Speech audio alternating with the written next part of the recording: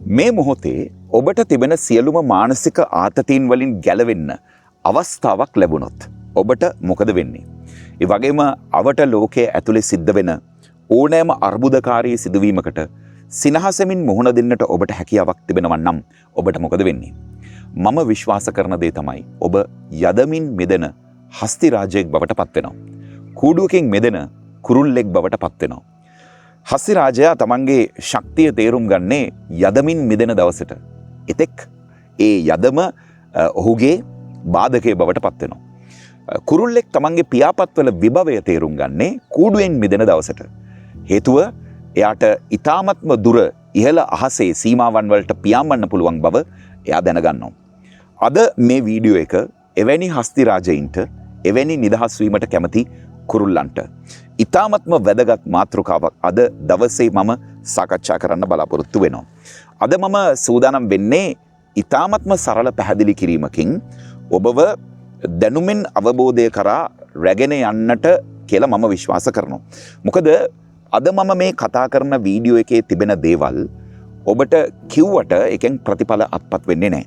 ඇත්තටම ඔබ ඒක කරන්න පටන් ගත්තට පස්සේ තමයි ඔබට ඒකේ ප්‍රතිඵල දකින්නට හැකියාව ලැබෙන්නේ. ඉතින් මම ආරාධනා කරනවා රැඳෙන්න සම්පූර්ණ වීඩියෝ එක පුරාවටම මේක ඔබගේ ජීවිතය වෙනස් කරන වීඩියෝ එකක් බවට පත් වේවි.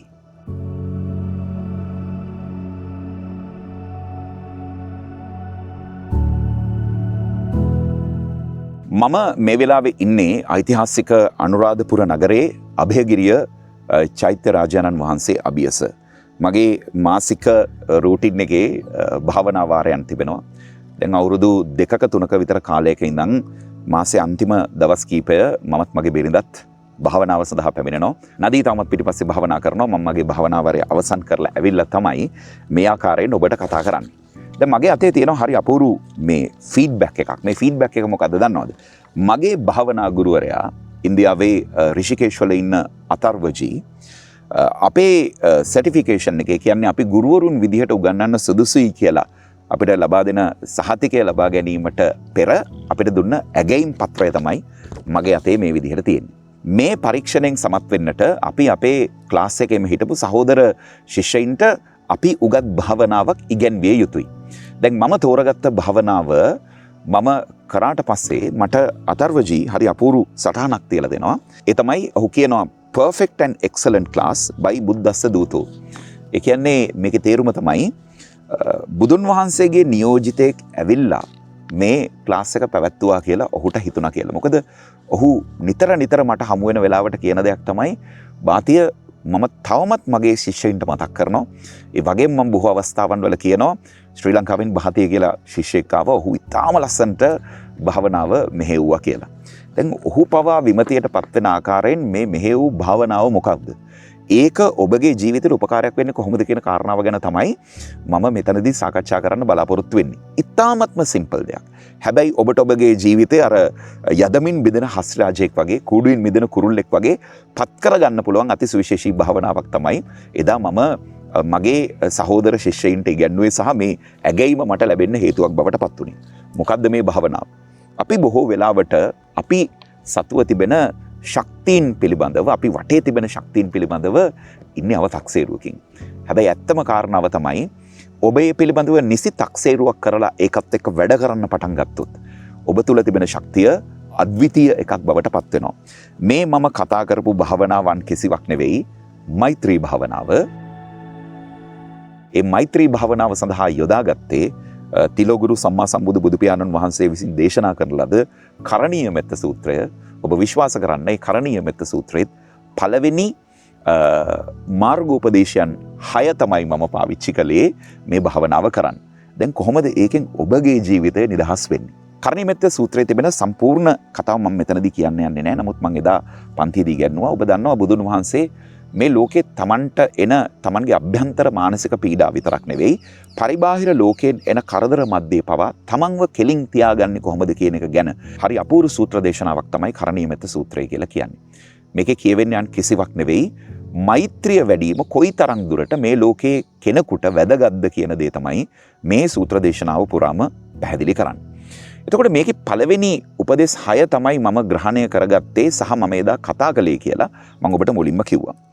කරණීයමෙත සූත්‍රය මේ ලෝකෙට ඇවිල්ලා තියෙන්නේ එකක් තමන්ව සුවපත් කරගන්න. දෙවෙනි එක තමයි තමන්ගේ වටේ ඉන්න මේ මුළු මහත් ලෝකයක් සුවපත් කරන විදියට හැසිරෙන්න. එතකොට හැබැයි මේ කාරණාව හරියට ශ්‍රී ලංකාවේ බොහෝ බෞද්ධයෝ භාවිත කරන බවක් මම දකින්නේ නැහැ. බුදුදහම කියලා කියන්නේ එක්තරා විදිහකින් ගත්තාම මේක ආගමක් නෙවෙයි. මේක දර්ශනයක්. දර්ශන තියෙන්නේ පිළිපදින්න. ඒ කියන්නේ එදිනදා භාවිතාවේදී යොදා ගන්න නේද?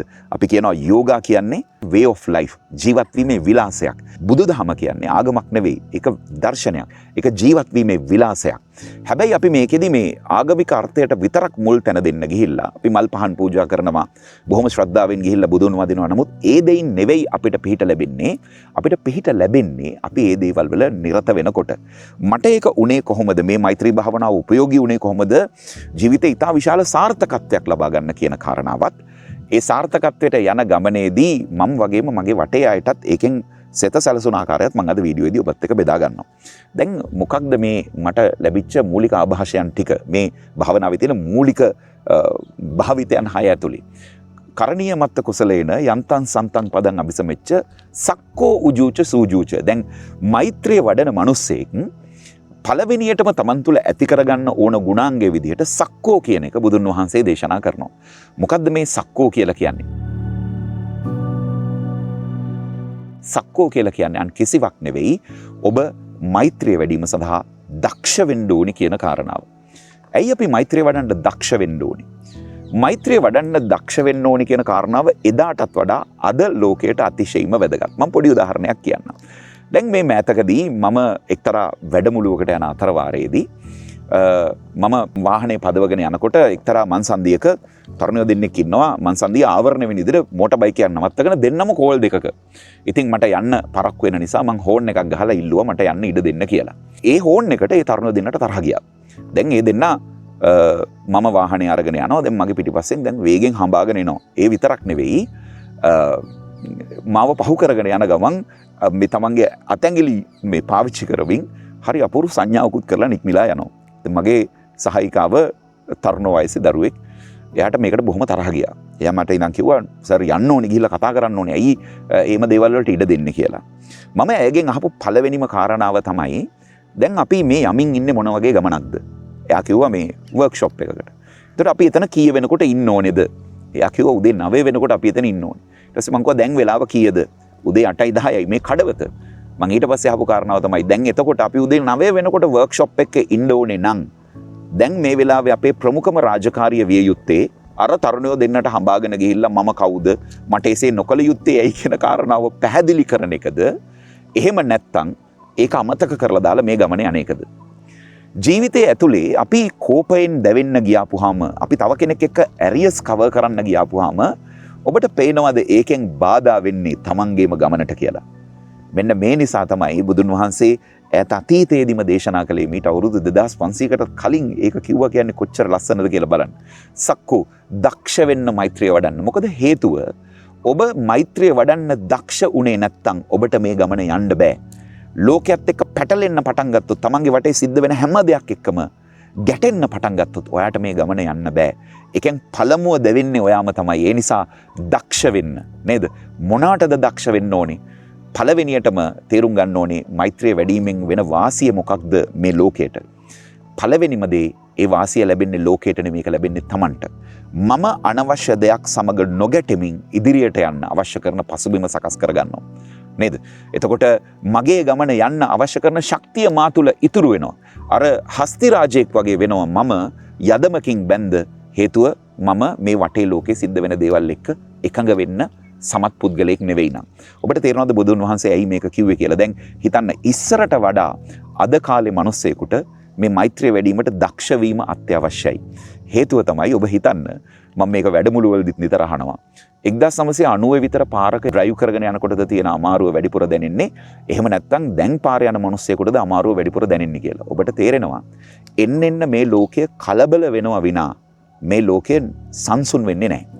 අන්නේ කලබලකාරී වෙන ලෝකයේ ඇතුලේ ඔබ සංසුන්ව ඔබගේ ගමන යන්න නම් ඔබ පළවෙනියටම Taman කෙරෙහි මෛත්‍රිය වඩන්න පුළුවන්කම තියෙන්නට ඕනේ. මොකද ඒකට හේතුවක් තමයි බුදුන් වහන්සේ මෛත්‍රී භාවනාව ඇතුළේ අපි මෛත්‍රී භාවනාව කරනකොට මුලින්ම මොකද්ද කියන්නේ? මම නිදුක් වෙත්වා. නේද? මම නිදුක් වෙත්වා.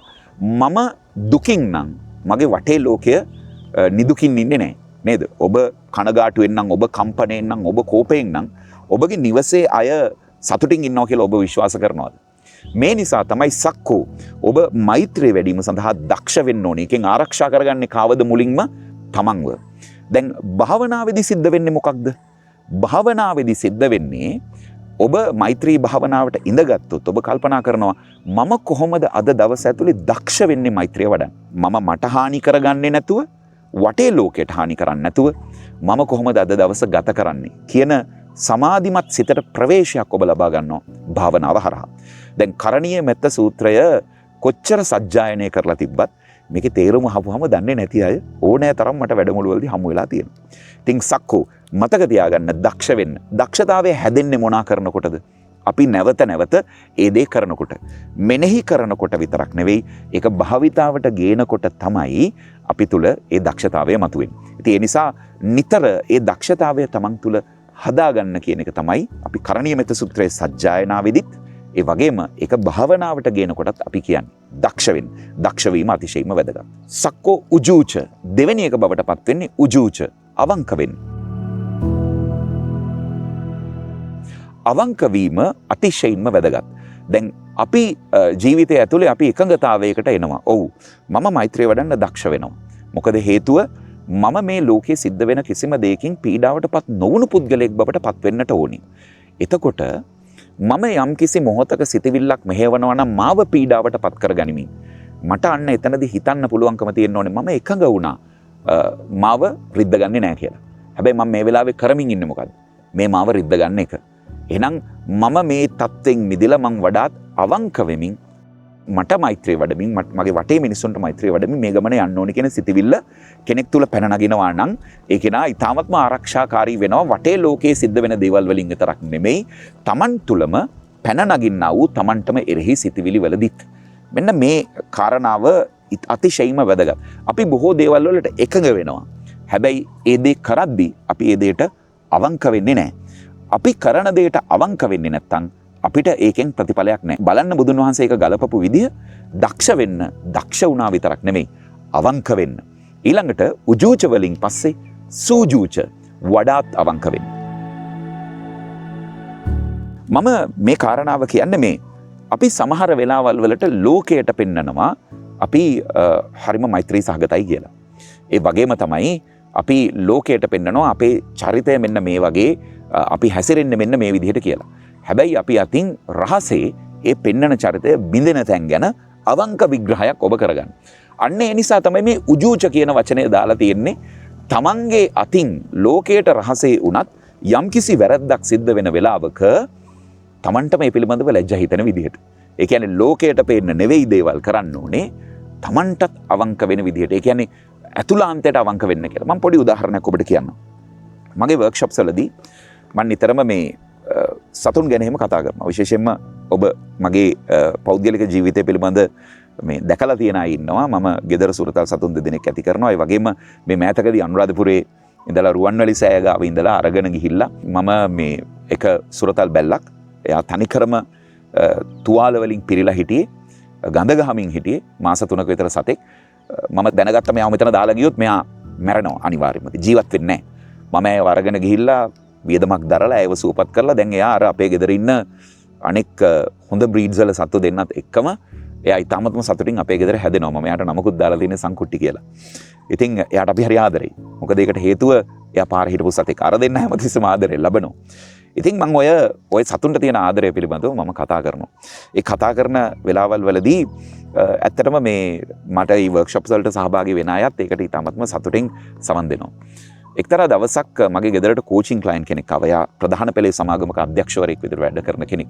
ඔහු නිවසට ගොඩ වෙච්ච ගමන් කියපු කාරණාව තමයි, මිස්ටර් බාතිය, මේ සමහර මිනිස්සු ඉන්නවා පෙන්නනවා එළියට ඔව් මම මෙහෙමයි කියලා. හැබැයි සත්‍ය වශයෙන්ම ඒගොල්ලෝ තුල ඒ ලක්ෂණය නැහැ. ඔබ සුරත සත්තු ගැන හරිම ආදරෙන් කතා කරනවා. අද මම තේරුම් ගත්තා ඔබ ගාව ඒ ලක්ෂණය තියෙනවා කියලා. මම කොහොමද ඔයාලට ඒක තේරුනේ? නෑ, ඔබ ගේට්ටුව අරගෙන එළියට එනකොට මාව ඇතුළට ගන්න වටපිටාව ඉන්න සේරම සත්තු දුවගෙන ආවා ඔයා ගාවට. ඊළඟ කාරණාව තමයි මම දැක්කා ගේට්ටුව ඉස්සරහා ඒ සත්තුන්ට කෑම දෙන්න භාජන පෙළක් ඔබ තියලා තියෙනවා කියලා. මේක මම ඔබට කියන්නේ මේ මම තුල මහා මේ සත්ව කරුණාවක් තියෙනවා කියන එක කියන්න නෙමෙයි. පළවෙනිම දේ තමයි ඔබ කරන දේට ඔබ අවංක වෙන්න ඕනේ. දෙවෙනි එක තමයි අවංක වෙලාමදි වඩාත් අවංක වෙන්න ඕනේ. එතකොට තමයි තමන්ගේ ජීවිතයේ තමන් කරන භාවිතාවන් ඉතාමත්ම වැදගත් වෙන්නේ. දැන් ඔබ හිතන්න. දැන් ඔබ මෛත්‍රිය වඩනවා කියන කාරණාවට ඔබ එකඟ වෙනවා.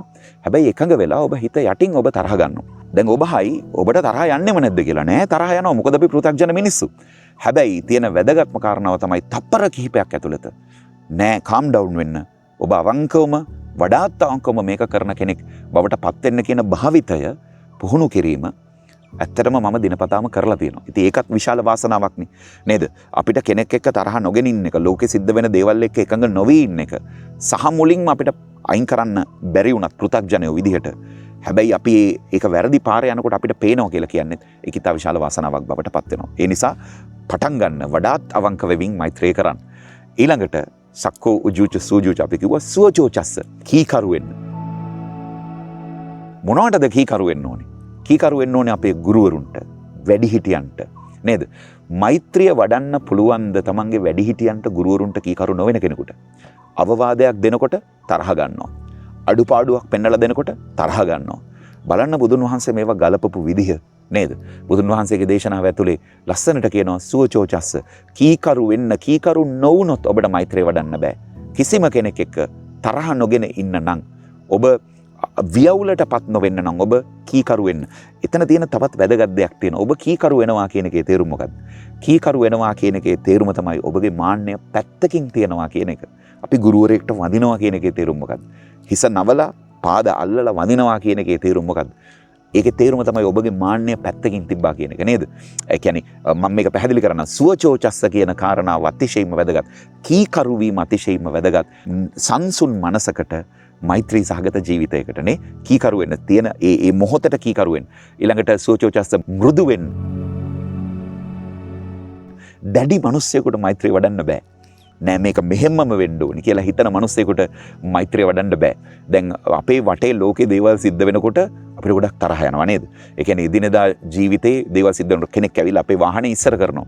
දැන් මට එහෙම රියදුරු හමු වෙලා තියෙනවා. දැන් මම යන්නේ ටිකක් මගේ ගමන යන්න මට ටිකක් හදිසි මට පරක්කුත් වෙලා තියෙනකොට මම හෝන් එක ගැහුවොත් මේ ඉඩ දෙන්නේ නැහැ ගොඩක් වෙලාවට මගේ අත්දැකීම. ඒ කියන්නේ මම ධාවනය කරන වෙලාවට මට පිටිපස්සේ මිනිස්සෙක් හෝන් එකක් ගැහුවොත් මම හැමතිස්සෙම කල්පනා කරන දේ තමයි මොකක් හරි හදිසියක් නේ අයින් කරගන්න ඕනේ. හැබැයි මට ජීවිතයේ අත්දැකීමක් විතර මුණ දෙන්න සිද්ධ වෙලා තියෙනවා. ඔබටත් ඒක සිද්ධ වෙලා ඇති. හෝන් එක ගැහුවොත් ඉඩ දෙන්නේ නැහැ. එයා යාගේ ගමනේ වේගය පාව වෙනස් කරමින් හරි වේගෙන් යන්න උත්සාහ කරනවා.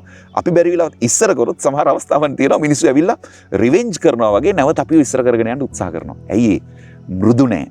පාරේදී වාහනයක් තමන්ව ඉස්සර කරගෙන යන්න පුළුවන් කියන සිතිවිල්ල තමන් තුළ ඇති කර ගැනීමේ හැකියාවක් නැහැ. එහෙම මෘදු නොවුනොත් මිනිස්සෙක්ට ජීවිතේ ලේසි නෑ සහ මෛත්‍රිය වඩන්න බෑ. මෘදු බවත් එක්කම එන ඊළඟ කාරණාව තමයි අනතිමානී, නිහතමානී වෙන්න. මම අර කලිනුත් කිව්වා ඔබ මාන්නෙන් පිරුණු පුද්ගලෙක් බවට පත් වුණොත් ඔබට කිසිදු දිනක මෛත්‍රිය වඩන්න බෑ. ඒ මෛත්‍රිය වඩන්න බැරි වෙනවා විතරක් නෙවෙයි ඔබ මේ වටේ තියෙන කිසිම දෙයක් ඔබ හා සමානව වැදගත් කියලා හිතන්නේ නැහැ නේද? ඒ කියන්නේ මගේ වටේ තියෙන කිසිම දෙයක් මා හා සමානව නොවැදගත් කියලා හිතන්න පටන් ගත්තොත් මොකද වෙන්නේ? ඒ කියන්නේ ඔබගේ අතින් අකරුණාවන්ත සැලකීම් තමයි හැම දෙයකම සිද්ධ වෙන්නේ. මම තමයි හැම විටම වැදගත් කියලා හිතන්න ගන්න පළවෙනිම තප්පරේ ඔබගේ වටේ තියෙන සියලු දේවල් වල බලය බිඳිනවා. නේ? එතකොට ඒක අතිශයින්ම වැදගත්. ඒ කියන්නේ නිහතමානී වීම ජීවිතයේ අතිශයින්ම වැදගත්. ඔළුව නමන්න ඕන තැන්වල ඔළුව නැමීම අතිශයින්ම වැදගත්. පාරට බැස්සාම ඔබට සමහර විට ඒක ඇති. ඔබ වාහනේ ඉඳගත්තාම ඔබ ඉඳගන්නේ ඔබ යම්කිසි තනතුරක් දරන මිනිස්සෙක් විදියට නම් ඔබ හිතනවා පාර යන හැම මිනිස්සයම ඔබට ඒ ආකාරයෙන් සලකන්න ඕනි කියලා. නෑ. වාහනේට නැගලා ඔබ රියදුරු අසුනේ ඉඳගත්තට පස්සේ ඔබත් මේ පාර යන තවත් එක රියදුරෙක් විතරයි. ලෝකයට වැදගත් නෑ ඔබ වාහනේ පදවන්නේ කොයි විදිහටද කියලා. අපි කලබලෙන් ගිහිල්ලා වාහනේ කොහරි හප්පගත්තොත් ස්වභාව දහම අපිට ඒකට ඉඩක් දෙන්නේ නැහැ නේද? ඔබ මේ ලෝකේ ගොඩක් මිනිසුන්ගේ සුවපත් භාවය වෙනුවෙන් කතා කරන කෙනෙක්. ඒ නිසා අපි ඔබට මේ අනතුරින් පොඩි හෝ හානියක් වෙන්න ඉඩ තියන්නේ නැහැ කියලා ස්වභාව දහම අපිට සලකන්නේ නැහනේ. මම වේගෙන් ගිහිල්ලා වාහනේ ඇනගත්තොත් හප්පගත්තොත් ස්වභාව දහම ඒ වාහනේ හප්ප ගන්න මනුස්සයර සලකන විදිහට තමයි අපිට සලකන්නේ. ඉතින් ඒ නිසා මම ඔබගෙන් ඉල්ලන්නේ මේ අපි වටා තිබෙන දේවල් මම මේක ඊළඟ වීඩියෝ එකකින් කතා කරන්නම්. අපි වටා තියෙන හැම දෙයක්ම අපි තරමටම මේ ලෝකෙට වැදගත්. ඒ නිසා මේ අපි ලොකුයි කියලා හිතාගන්න කිසිම තැනක් මෙතන නැහැ. ඒ නිසා මෙන්න මේ කරුණු 6 ගැන පොඩ්ඩක් හිතන්න. දක්ෂ වෙන්න, ඒ වගේම තමයි අවංක වෙන්න, ඒ වගේම තමයි වඩාත් අවංක වෙන්න, ඒ වගේම කීකරු වෙන්න, සුවචෝචස්ස, මෘදු වෙන්න, ඒ වගේම අනතිමානී නිහතමානී වෙන්න. දැන් මම ඔබට පොඩි දෙයක් පෙන්වනවා. හරිද? මේ මෛත්‍රී භාවනාව මෙහෙම විස්තර කරන්න පුළුවන් එකක් නෙවෙයි. නමුත් ඒක ජීවිතයට අති විශාල ශක්තියක් ඇඳවන දෙයක්. නමුත් මම මෙන්න මෙහෙම දෙයක් ඔබට පෙන්වනවා. මේ බලන්න. ඔබ හිතන්න ඔබ කරන ඕනෑම දෙයකට මේක අදාළ කරන්න. ඔබ කරන ඕනෑම දෙයකට මේක අදාළ කරන්න. ඔබ ව්‍යාපාරයක් කරනවා. දක්ෂ වෙන්න. හිතන්න හැමතිස්සෙම මම මේ ව්‍යාපාරයේදී දක්ෂ වෙන්නේ කොහමද? දක්ෂ වෙන්නේ කොහමද? හිතන්න මෙනෙහි කරන්න. මොකද ඔබට වෙන්නේ? හරි? ඒ සිතවිලිත් එක්ක ජීවත් වෙන්නේ දවසේ. හරි?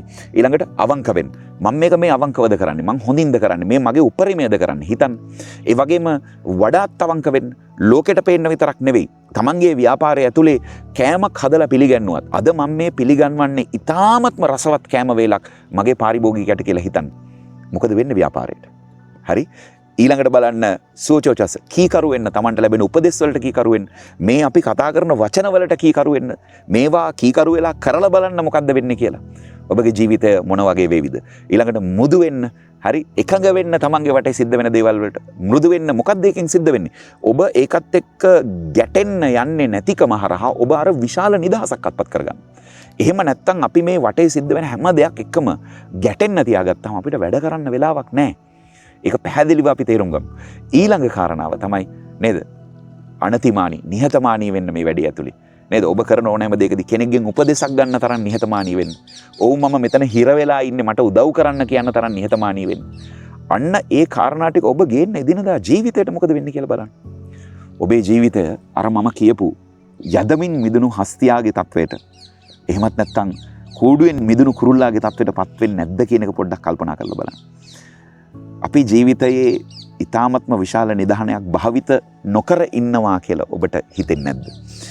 මම මේ කාරණාව කියනකොට මේ වීඩියෝ එකට සවන් දෙනවා නම් යම්කිසි බුදුදහම අදහන් නැති කෙනෙක්, අන්‍යාගමිකයෙක්, මතක තියාගන්න එක කාරණාවක්, බුදුන් වහන්සේ මේ දේශනාව කළේ සියලු ලෝවැසි සත්වයින්ට, මේ සියලු ලෝකේ ජීවත් වෙන සත්වයින්ට මේක අදාළයි.